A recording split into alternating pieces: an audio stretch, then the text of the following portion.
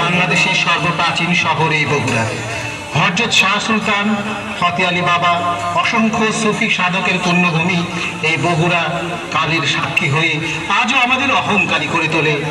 বগুড়ার ইতিহাস অতি প্রাচীন, অনার্য যুগ হতে আরম্ভ করে মুসলিম শাসনকাল পর্যন্ত বগুড়া উত্তরবঙ্গের রাজনৈতিক বাংলাদেশে ছড়িয়ে পড়ে এবং ক্রমান্বয়ে বাংলা ভাষার বর্তমান বিবর্তিত রূপে প্রকাশ পায়।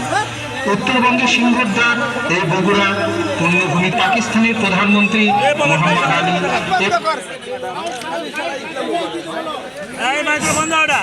বিসমিল্লাহির রহমানির রহিম যেটি দিয়েছেন আমাদের বগুড়ার কৃতি সন্তান শহীদ রাষ্ট্রপতি জিয়াউর রহমান এবং দেশনেত্রী বেগম খালেদা জিয়ার সুযোগ্য সন্তান আমাদের মাননীয় প্রধানমন্ত্রী জনাব তারেক রহমান গত 20 এপ্রিল ঐতিহ্যবাহী বগুড়া পৌরসভার 150 বছর পুরাতন বগুড়া পৌরসভার সিটি কর্পোরেশন ঘোষণা করে শুভ ভিত্তিপ্রস্তর স্থাপন করেছেন।